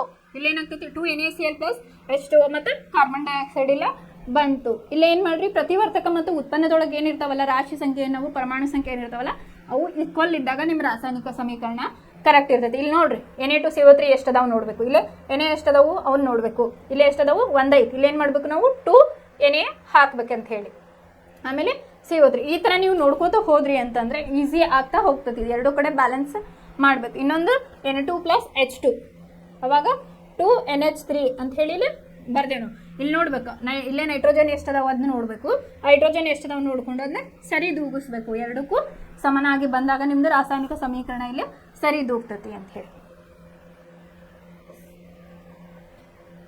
ಕೆಳಗಿನ ರಾಸಾಯನಿಕ ಕ್ರಿಯೆಗಳಿಗೆ ಸರಿದೂಗಿಸಿದ ಸಮೀಕರಣವನ್ನು ಬರೆಯಿರಿ ಅಂತ ಹೇಳಿ ಹೇಳಿದ್ದಾರೆ. 59ನೇ ಕ್ವಶನ್. ಇಲ್ಲೇ 59ನೇ ಕ್ವಶನ್ ನೋಡ್ರಿ. ಕೆಳಗಿನ ರಾಸಾಯನಿಕ ಕ್ರಿಯೆಗಳಿಗೆ ಸರಿದೂಗಿಸಿದ ಸಮೀಕರಣವನ್ನ ಬರೆಯಿರಿ ಅಂತ ಹೇಳಿದ್ದಾರೆ. ಇದು ಹೋದ ವರ್ಷ ಕೇಳಿರೋ ಕ್ವಶನ್. ಸುಟ್ಟ ಸುಣ್ಣವು ನೀರಿನೊಂದಿಗೆ ವರ್ತಿಸಿದಾಗ ಕಾರ್ಬನ್ ಇದು CaO ಪ್ಲಸ್ ವಾಟರ್ನೊಂದಿಗೆ ಆದಾಗ ಏನೈತಿ CaOH ಟ್ವೈಸ್ ನಮಗಿಲ್ಲೇ ಬರ್ತೈತಿ ಅಂತ ಹೇಳಿ ಬರಿಬೇಕು. ಇನ್ನು ಎರಡನೇದು ಏನು ಮಾಡಿದ, ತಾಮ್ರದ ಸಲ್ಫೈಟ್ ದ್ರಾವಣಕ್ಕೆ ಸತುವಿನ ಚೂರುಗಳನ್ನು ಹಾಕಿದಾಗ ಅಲ್ಲೇ ಐರನ್ನು ತೊಗೊಂಡಾರ, ಕೆಲವೊಮ್ಮೆ ಜಿಂಕ್ ತೊಗೊಂಡು. ಇಲ್ಲೇನು ಹೇಳಿದ್ರೆ ಸತು ಅಂದಾಗ ನೀವೇನು ಮಾಡಬೇಕು, ಜಿಂಕ್ ತಗೋ. ಈಗ ಕಾಪರ್ ಸಲ್ಫೇಟಿಗೆ ಜಿಂಕ್ ಅನ್ನು ಹಾಕಿದಾಗ ಏನಾಗ್ತೈತಿ, ಜಿಂಕ್ ಸಲ್ಫೇಟ್ ಆಯ್ತು. ಇಲ್ಲೇ ಕಾಪರೇ ಇಲ್ಲೇ ಸ್ಥಾನ ಪಲ್ಲಟನೆ ಗೊಂಡ್ತು ಅಂತೇಳಿ ಹೇಳ್ಬೋದು. ಇನ್ನು ಮೂರನೇದು ಸೋಡಿಯಂ ಕ್ಲೋರೈಡ್ ದ್ರಾವಣವನ್ನು ಬೆಳ್ಳಿಯ ನೈಟ್ರೇಟ್ ದ್ರಾವಣಕ್ಕೆ ಸೇರಿಸಿದಾಗ ಅಂತ ಹೇಳೋದು. ಸೋಡಿಯಂ ಕ್ಲೋರೈಡನ್ನು ಸಿಲ್ವರ್ ನೈಟ್ರೇಟಿಗೆ ಹಾಕಿದಾಗ ಏನಾಗ್ತೈತಿ NaNO3 ಬಂತಿಲ್ಲ. ಆಮೇಲೆ ಏನು ಉಳಿತು AgCl. ಈ ಥರ ನೀವು ಬ್ಯಾಲೆನ್ಸ್ ಮಾಡ್ತಾ ಹೋಗ್ಬೇಕು. ಸರಿ ದೂಗಿಸಿದ ಸಮೀಕರಣಗಳನ್ನು ಈ ರೀತಿಯಾಗಿ ನೀವು ಬರಿಬೇಕು. ಇನ್ನು ಈ ಕೆಳಗಿನ ಹೇಳಿಕೆಗಳನ್ನು ರಾಸಾಯನಿಕ ಸಮೀಕರಣದ ರೂಪಕ್ಕೆ ಪರಿವರ್ತಿಸಿ ನಂತರ ಅವುಗಳನ್ನು ಸರಿದೂಗಿಸಿ ಅಂತ ಹೇಳಿ ಹೇಳಿದ್ದಾರೆ. ಈಗ ಮೊದಲನೇದಾಗ ಹೈಡ್ರೋಜನ್ ಸಲ್ಫೈಡ್ ಅನಿಲವು ಗಾಳಿಯಲ್ಲಿ ಉರಿದು ನೀರು ಮತ್ತು ಸಲ್ಫರ್ ಡೈಆಕ್ಸೈಡ್ ಕೊಡುತ್ತದೆ ಅಂತ ಹೇಳಿ ಹೇಳಿದ್ದಾರೆ. ಇಲ್ಲಿ ಕೆಳಗಿನ ಹೇಳಿಕೆಗಳನ್ನು ರಾಸಾಯನಿಕ ಸಮೀಕರಣದ ರೂಪಕ್ಕೆ ಪರಿವರ್ತಿಸಿ ನಂತರ ಅವುಗಳನ್ನು ಸರಿದೂಗಿಸಿ ಅಂತ ಹೇಳಿ ಹೇಳಿದ್ದಾರೆ. ಒಂದೇದೇನಪ್ಪ, ಹೈಡ್ರೋಜನ್ ಸಲ್ಫೈಡ್ ಅನಿಲವು ಗಾಳಿಯಲ್ಲಿ ಉರಿದು ನೀರು ಮತ್ತು ಸಲ್ಫರ್ ಡೈಆಕ್ಸೈಡ್ ಅನ್ನು ಕೊಡುತ್ತದೆ ಅಂತ ಹೇಳಿ ಹೇಳಿದ್ದಾರೆ. ಇಲ್ಲೇ ಸಲ್ಫರ್ ಹೈಡ್ರೋಜನ್ ಸಲ್ಫೈಡ್ ಅಂದ್ರೆ H2S, ಇಲ್ಲ ಆಕ್ಸಿಜನ್ ಜೊತೆಗೆ ಉರಿದಾಗ ಏನಾಗ್ತೈತಿ ಸಲ್ಫರ್ ಡೈಆಕ್ಸೈಡ್ ಮತ್ತೆ ಇಲ್ಲ ವಾಟರ್ ಬಂತು ಅಂತ ಹೇಳಿ ಬರೀಬೇಕು. ಇನ್ನು ನೆಕ್ಸ್ಟ್ ಸ್ಟೇಟ್ಮೆಂಟ್ ಏನೈತಿ, ಬೇರಿಯಂ ಕ್ಲೋರೈಡ್ ಅಲ್ಯೂಮಿನಿಯಂ ಸಲ್ಫೇಟ್ನೊಂದಿಗೆ ವರ್ತಿಸಿ. ಬೇರಿಯಂ ಕ್ಲೋರೈಡ್ ಅಲ್ಯೂಮಿನಿಯಂನೊಂದಿಗೆ ವರ್ತಿಸಿ ಅಲ್ಯೂಮಿನಿಯಂ ಕ್ಲೋರೈಡ್ ಮತ್ತು ಬೇರಿಯಂ ಸಲ್ಫೇಟ್, ಅಲ್ಯೂಮಿನಿಯಂ ಕ್ಲೋರೈಡ್ ಮತ್ತು ಇಲ್ಲ ಬೇರಿಯಂ ಸಲ್ಫೇಟ್ ಇಲ್ಲೇ ಉತ್ಪನ್ನ ಉಂಟಾಗುತ್ತದೆ ಅಂತ ಹೇಳಿ ಬರೀಬೇಕು. ಇನ್ನು ಪೊಟ್ಯಾಷಿಯಂ ಲೋಹವು ನೀರಿನೊಂದಿಗೆ ವರ್ತಿಸಿ ಪೊಟ್ಯಾಷಿಯಂ ಹೈಡ್ರಾಕ್ಸೈಡ್ ಮತ್ತು ಹೈಡ್ರೋಜನ್ ಅನಿಲವನ್ನು ಉತ್ಪತ್ತಿ ಮಾಡುತ್ತದೆ. ಇಲ್ಲೇ ಪೊಟ್ಯಾಷಿಯಂ ಮತ್ತು ಇದು ವಾಟರ್ ಜೊತೆ ಹಾಕ್ದಾಗ ಏನಾಗ್ತೈತಿ, ಇಲ್ಲಿ ಪೊಟ್ಯಾಷಿಯಂ ಹೈಡ್ರಾಕ್ಸೈಡ್ ಮತ್ತು ವಾಟರ್ ನಮಗೆಲ್ಲ ಬರ್ತೈತಿ ಅಂತ ಹೇಳಿ ಇವು 3 ಸಮೀಕರಣವನ್ನು ನೀವು ಬರೀಬೇಕು. ನೆಕ್ಸ್ಟ್ ಉಳಿದಿದ್ದು ಏನು ಮಾಡೋಣ, ನೆಕ್ಸ್ಟ್ ಕ್ಲಾಸ್ ಒಳಗೆ ನಾವು ಇದನ್ನ ಸಾಲ್ವ್ ಮಾಡ್ತಾ ಹೋಗೋಣ. Thank you.